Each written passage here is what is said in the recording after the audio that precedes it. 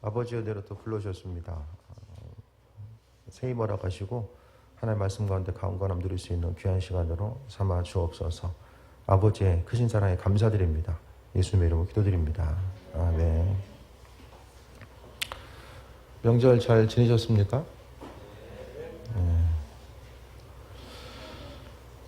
9월 달에 설교를 처음 해봐가지고 상당히 어색하네요. 지금 음향도 그렇고 지금 잘 적응이 잘 안 되는 것 같아요. 조금씩 좀 맞춰가야 될 것 같고요. 명절 또 잘 보내신 것 같고 다들 바쁘실 텐데 어떻게 오셨어요? 이 시간에. 다들 바쁘시잖아요. 할 것도 많고 정말 바쁘고 분주하고 그런 이 시대 가운데서 세상에 이제 과학적인 것들, 문명은 점점 발전돼 나아가고 또 사람이 할 수 있는 영역도 또 점점 더 커져 나가는 이때에 우리가 주님을 믿고 따른다라는 것, 또 세상적인 것들, 보여지는 것에 있어서 익숙한 우리들이 이 시간 이 분주한 시대 가운데서 또 성전에 나와서 예배 드릴 수 있는 것 자체가 사실 이걸 모든 것들이 이성적인 방법 가지고는 설명할 수가 없어요. 창조주 하나님, 보이지 않지만 그래도 창조주 하나님께서 살아계심, 여러 가지 이제 하나님의 살아계심에 대한 증거들이 있겠지만 그 중에 저는 가장 강력한 것은 뭐냐면 지금 우리 자신이 성전에 나와서 예배하고 있다라는 것. 우리가 어떤 이성적인 사고의 방법들 또 생각의 능력들이 떨어지는 것이 아니라 그래도 여러 가지 교육을 받고 또 이성적인 환경 가운데 한 주간을 살다가 또 성전에 나와서 말씀 들을 수 있는 것은 바로 눈에 보이는 것이 전부가 아니라 창조주 하나님께서 살아계시고 인도하신다라는 것. 이제 밖에 이제 명절이니까 밖에 이제 사람들이 많이 보이잖아요. 나가서 보면은 많은 사람들이 이렇게 다니는데 아이들도 보이고 뭐 중년층, 노년층도 보이게 되는데 쭉 이제 보면은 사람 구경하는 게 재밌더라고요. 저는 점점 더 다른 것보다는 사람들 다니는 걸 다 보게 되면 사람의 이제 일생이 보이잖아요. 그래서 뛰어다니는 아이들, 이렇게 부축받으면서 이렇게 움직이시는 좀 노년에 계신 분들 한 분 한 분 보게 되면 한 세대는 왔다가 또 한 시대는 또 사라지게 되는 이런 시간 내의 흐름들을 또 우리가 발견하게 됩니다. 그러면서 우리가 우리의 삶을 어떻게 살아갈 것인가, 하루하루 한 주간의 삶, 남겨진 삶을 어떻게 살아갈 수 있을 것인가에 대해서 생각해 보게 되는데 정말 의미 있고 가치 있는 삶, 5년, 10년이 너무나도 빠르게 지나가는데 계속 보게 되면 한 세상 살다가 눈에 보이지는 환경들이 한 세상 살다가 이것이 전부 끝인 줄 알고 살아가다 보면 인생 자체만큼 허무한 게 없을 것 같아요.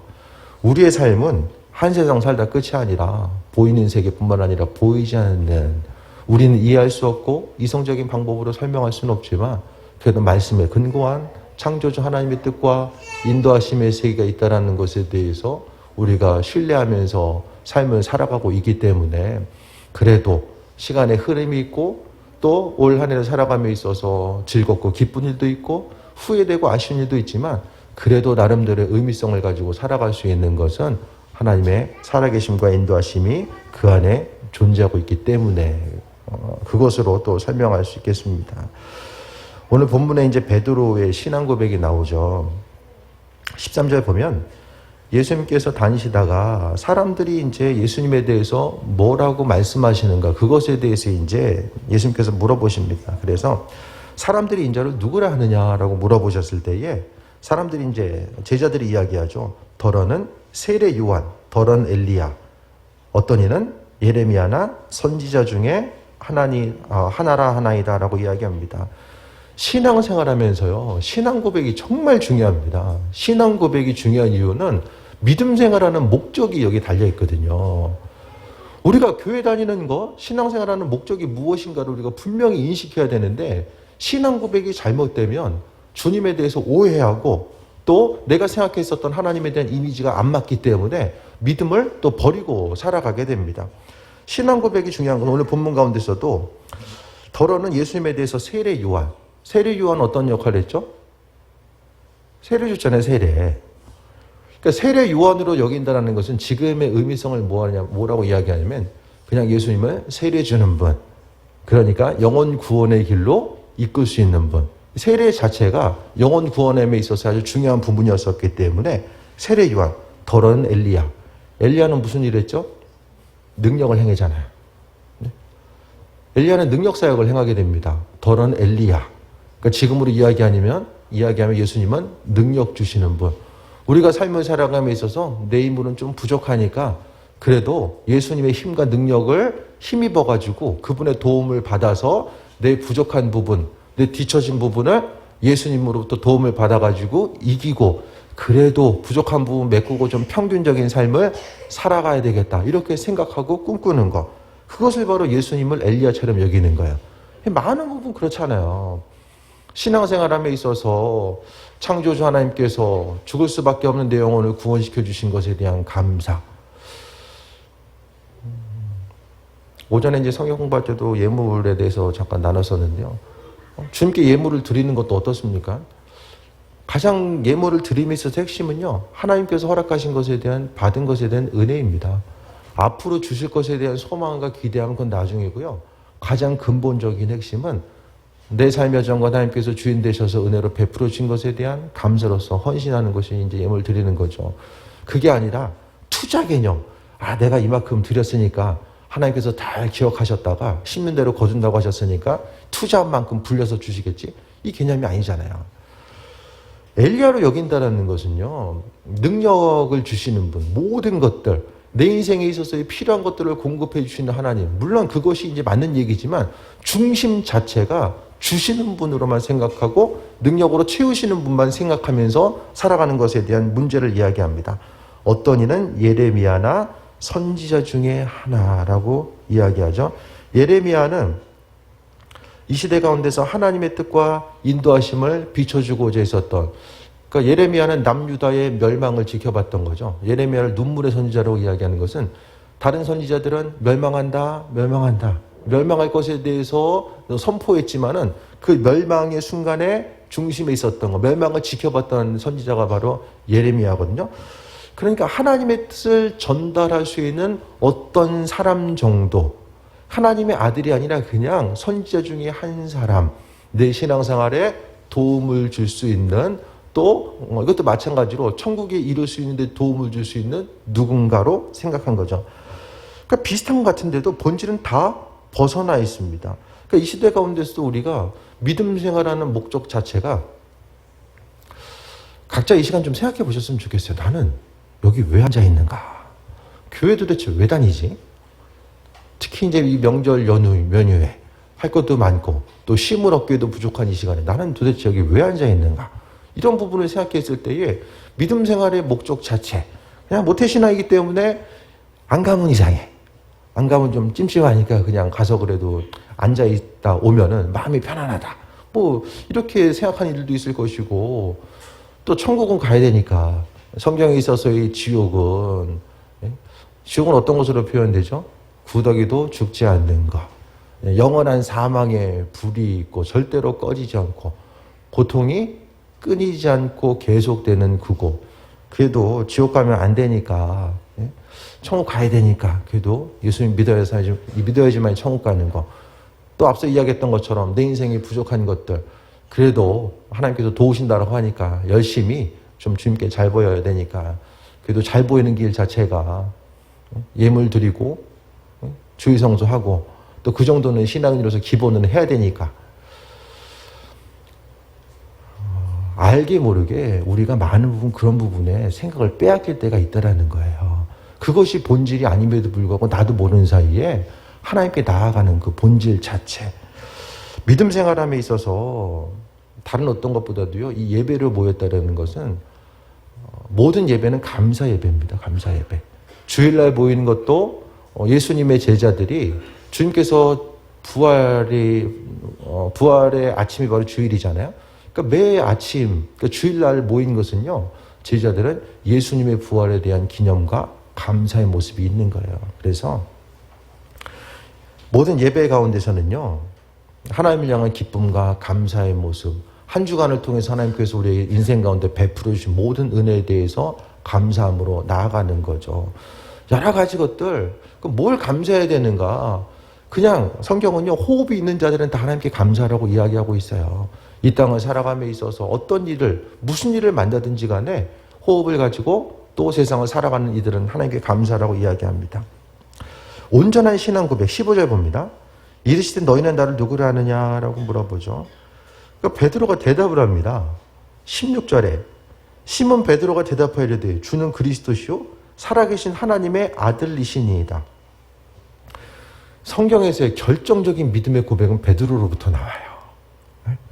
베드로가 무식하고 단순한 사람이 아니에요. 오늘 본문 가운데 베드로는 온전한 신앙 고백, 하나님께서 정말로 원하시는, 예수님께서 원하시는 온전한 신앙 고백, 주는 그리스도시요. 그러니까 그리스도가 무엇입니까? 그리스도는요, 구원자잖아요, 구원자.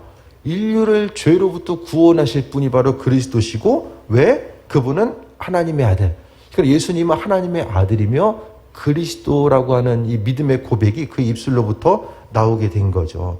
그러니까 우리의 삶을 통해서 여러 가지가 있겠지만 신앙생활하는 그 목적과 중심은요, 예수님이 하나님의 아들 되시고 또 그분이 구원자 되시기 때문에. 교회는 어떤 곳이죠? 교회는 건물이 아닙니다. 교회는요, 그리스도 예수를 주인으로 섬기고 내 인생의 주인이 그리스도라는 사실을 기억하고 따르고자 하는 사람들이 모임이 바로 교회인 거야. 이 교회 가운데 머리 되시는 분이 예수님이기 때문에 여기 우리가 모인 거예요. 교회의 머리가 예수님이 아니면 우리 모일 필요가 없습니다. 예수님 때문에 모인 거예요. 그분 때문에 주님의 백성으로서 주님 뜻대로 삶을 살아가는 것, 은혜 받은 자로서 영원 구원함을 입은 자로서의 온전한 삶을 살아가는 것 자체가 하나님께서 우리에게 베풀어 주신 은혜이기 때문에 마찬가지죠. 그러니까 예수님에 대해서 우리가 지금 어떻게 알고 있는가? 내 인생에 있어서 예수님. 그래서 지난 수요일날 설교 말씀 시간에도 전해드렸던 것처럼 천국 가면 예수님 만나잖아요. 그 예수님을 만났을 때의 그런 상황을 좀 가정해 보시라고 말씀드렸잖아요. 주님 만났는데 되게 어색해. 천국 가면은 천국은 뭐 금은보가 있어서 천국이 아니라 거기가 예수님 계시기 때문에 거기가 천국이에요. 근데 예수님 만났는데 어색한 거야. 천국에 대해서 소망함. 우리가 천국에 가기 위해서 소망하는 건요, 본질은 지옥 가기 싫어서 지옥이 고통스럽기 때문에 지옥을 피하기 위해서 천국 가는 것이 아니라 예수님과의 온전한 친밀한 관계성과 교제 때문에 우리가 천국을 소망해야만 합니다. 천국은요, 예수님을 최고의 가치로 여기고 그분께서 내 영혼을 구원해 주신 것에 대해서 기쁨과 감사와 감격의 마음을 가지고 삶을 살아가는 이들에게 허락된 곳이 천국이죠. 그렇다라고 한다면 예수님에 대해서 바라보고 천국을 갔을 때에 이 땅에서 예수님과의 교제함이 없고 그분을 찾은 적이 없고 그분과의 친밀함이 없다고 한다면 천국에서의 모습은 상당히 어색할 수밖에 없어요. 그러니까 낯선 사람 만나서, 오랜만에 사람 만나서 이야기하는 것처럼 예수님 만났는데 낯선 거예요. 그게 아니라 우리의 삶을 통해서 예수님이 살아계신, 그러니까 구원자라는 건요, 예수님께서 구원자 되신다라는 건, 그리스도라는 건요, 우리로 하여금 죽음 이후에 천국으로만 이끄시는 분이 아니라 이 땅 가운데서도 내 안에 계셔서 내 모든 삶에 있어서의 기쁨과 어려움, 슬픔이 모든 것까지라도 공유하시고 함께 내 옆에 계셔서 그 삶을 함께 살아주시겠다라는 거. 그분이 바로 그리스도 되신다라는 거예요. 그러니까 삶의 여정 가운데 아픔과 어려움이 있을 때에 사람으로부터 위로받고 또 사람이 주는 어떤 것들을 공급받는 것이 순간적으로 유익이 있는 것처럼 보이는데 이 근본적인 것들은 예수님과 더불어서 함께 삶을 살아가면서 그분께서 내 안에서 말씀하시는 그 부분을 붙잡고 앞으로 나아가는 것을 이야기합니다. 우리가 하나님 말씀에 순종해야 된다는 것도요. 왜 그러냐면 주께서 그리스도 되시기 때문에 내 삶에 있어서의 주인 되시고 내 영혼을 구원하신 그분은요, 내 삶의 주인 되셔서 또 내 삶을 이끌어 주시고, 근데 예수님은요, 모든 사람의 주인 되심도 맞지만 내 삶의 주인 되심을 믿음으로 고백하는 사람들, 그게 바로 신앙 고백이죠. 이 신앙 고백을 한 사람들에게 예수님께서는 주인 되셔서 이끄시고 인도하신다라는 거예요. 사람의 지혜와 지식이 얼마나 한계가 있습니까? 예? 사람의 지혜와 지식이 얼마나 한계가 있어요. 우리가 이해하는 것도 많지만 이해하지 못하는 부분들이 얼마나 많이 있습니까?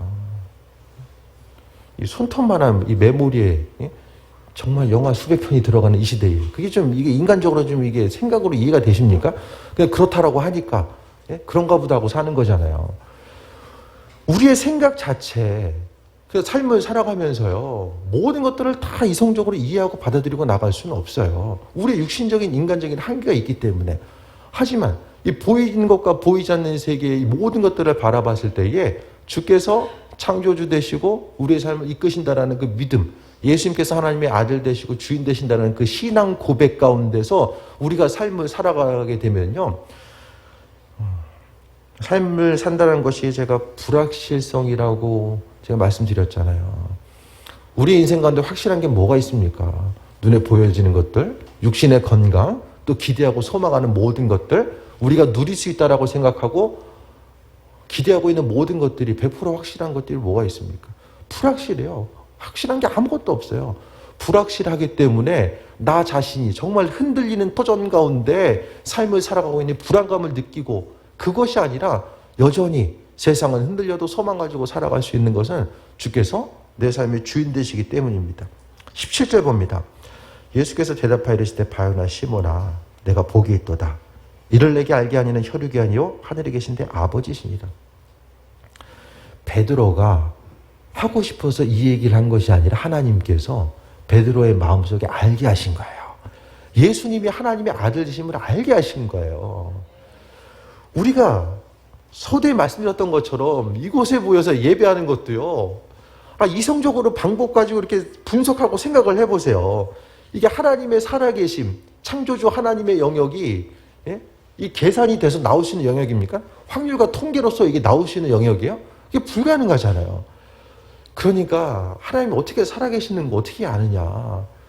나 자신이 예? 주님에 대해서 살아계신 하나님으로 믿음으로서 고백하는 것. 그것에 대해서 그러니까 우리 자신이 하나님께서 살아계심을 고백하고 성전에 나올 수 있는 건요.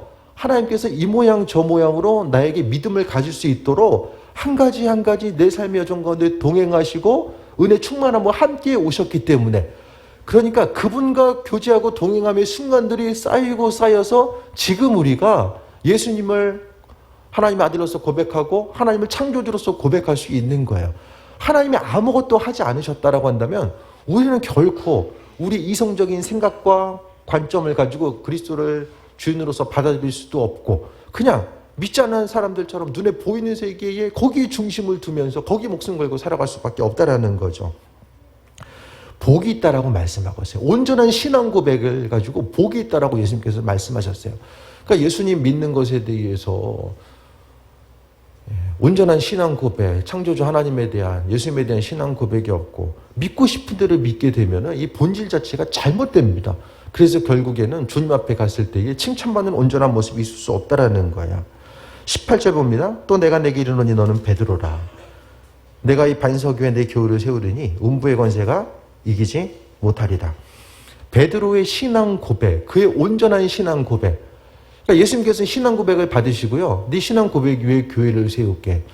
그러니까 우리 뭐 여러 가지 이제 것들이 있겠지만 교회 공동체 가운데 구성원들의 세워짐에 있어서 가장 중요한 부분이 신앙 고백이라는 거예요. 예수님을 구세주로서 살아계신 하나님의 아들로서. 예수님을 구원자로 여기는 이들은요.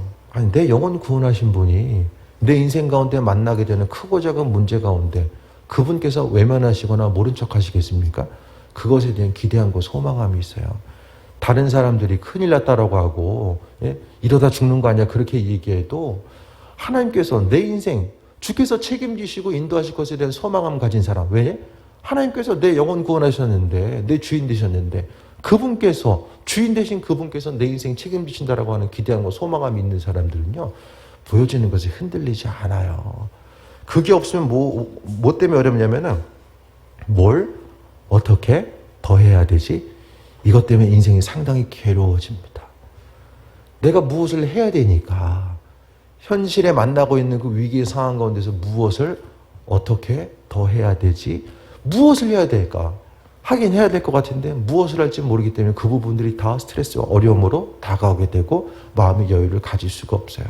하지만 내 인생 주께서 책임져 주시고 아버지께서 해야 될 것들, 알아야 될 것들 주께서 알게 하시고 인도하신다는 소망감이 있으면 주께서 그러니까 아주 쉽고 간단하게 주님께서 우리 인생 허락하신 만큼 기쁨으로 감사함으로 살다가 아버지께서 때가 돼서 오라고 하실 때는 믿음으로 기쁨으로 감사하면서 가는 거예요. 신앙인에게 있어서의 담대함과 여유가 모든 것들이 다 거기로부터 나오는 거죠. 그래서 온전한 신앙 고백이 있을 때에 하나님께서 우리 가운데 교회를 세우시고 우리 한 사람 한 사람을 세워주십니다. 그럼 신앙 고백이 잘못되어 있으면 내가 이거 죽어라고 더 해야지만 하나님께서 나를 더 좋아하시고 더 은혜와 상급으로 더 허락해 주시겠지. 이거 하다 보면 끝이 있습니까? 수고와 헌신의 끝이 있습니까? 없어요. 온전한 신앙 고백 그냥 무엇을 하든지 간에 더 받으려고 하는 것이 아니라 그냥 감사해서 주를 위해 헌신할 때도 교회 가운데서 행하는 모든 것들이 다 마찬가지거든요. 그냥 감사해서 하세요. 감사해서. 뭐 청소를 하든 뭐 봉사를 어떤 걸 하든 예배를 드리든 교회에 와서 행하는 모든 것들의 중심은 감사입니다. 주께서 주인 되시기 때문에 감사하는 거예요. 예물 드리는 것도요. 다 감사하기 때문에 얼마나 은혜가 돼요. 예? 감사를 중심으로 하면 옆 사람 섬기는 것도 예수님 때문에 감사해서 섬기는 거고요. 서로 돌아보는 것도 예수님 때문에 감사하며 섬기는 거예요. 너무 즐겁잖아요. 그게 아니라 도대체 얼마큼 더 해야지만 하나님께서 내 인생 좀 풀어주실까. 이거 생각하면서 하다 보면 인생이 즐겁지 않고 나중에 보면 이게 악만 남아요. 내가 주를 위해서 이 정도 했는데 이토록 했는데 주께서 왜 나한테 이거밖에 안 하실까. 우리에 있어야 될 것들 필요한 것들은요. 아버지께서 알아서 주신다라고 말씀하셨잖아요. 약속의 말씀 믿는 거예요. 인생을 살아감에 있어서 약속의 말씀 붙들고 그거 믿고 마음속에 간직하고 머릿속에 간직하며 살 거냐. 말씀 없이 삶을 살다 보면요. 내 생각과 관점이 앞서게 되고 예수님을 오해하면서 살아가게 돼요. 19절에 예수님께서 그 온전한 신앙 고백을 받으시고요. 선물을 주세요. 베드로에게. 19절 봅니다. 내가 천국 열쇠를 내게 주리니 내가 땅에서 무엇인지 매면 하늘에서도 매일 것이요 내가 땅에서 무엇인지 풀면 하늘에서도 풀리리라 하시고 신앙 고백이 온전히 돼 있으니까요. 이게 뭐냐면 땅에서 매면은 하늘에서 매이고 땅에서 풀면 하늘에서 풀린다. 베드로가 행하는 것을요. 하나님이 보증해 주시고 믿어주시는 거예요. 그러니까 하나님의 뜻대로 삶을 살아가는 거, 하나님의 명령을 받아서 움직이는 그 삶이 온전한 삶인데요. 오늘 본문에 보니까 하나님께서 이 베드로를 믿어주셔서 베드로가 행하는 거, 매면은 매는 대로 하늘에서도 아버지께서 그렇게 움직이시고요. 땅에서 풀면은 풀린 대로 하나님께서 풀어주시는 거예요. 이게 뭐냐면 우리가 입술로 선포한 대로 온전한 신앙 고백 위에 주께서 행하시고 인도하심에 대한 것에 대해서 입술로 선포했을 때 하나님께서 그것을 보증시켜 주시는 거예요. 하나님의 뜻이 뭘까? 그것에 대해서 날마다 고민하는 삶도 있겠지만 오늘 본문에서는 하나님께서 천국 열쇠를 주신다라고 말씀하고 있잖아요. 그러니까 이 땅에서의 삶이 하나님께서 우리가 하나님 믿는 것처럼 하나님께서 나를 믿어주시는 거예요. 무엇을 하든지 간에 온전한 신앙 고백 위에 삶을 살려고 하다 보니까 하나님 기뻐하시는 삶, 아버지께서 주인 되시는 귀한 삶을 살고자 하니까 하나님께서 나를 귀하게 여겨주시고 무엇을 하든지 간에 자녀들도 뭘 하든지 간에 하면 그만한 이유가 있겠지. 그렇게 믿어주면 참 좋잖아요. 공부를 하고 있어도 의심스러워. 저 또 딴짓 하는구나. 온전한 일을 하고 있어도 의심스러워. 그래서 키보드 소리가 열심히 나는데 문 열어보니까 모니터가 꺼져 있어.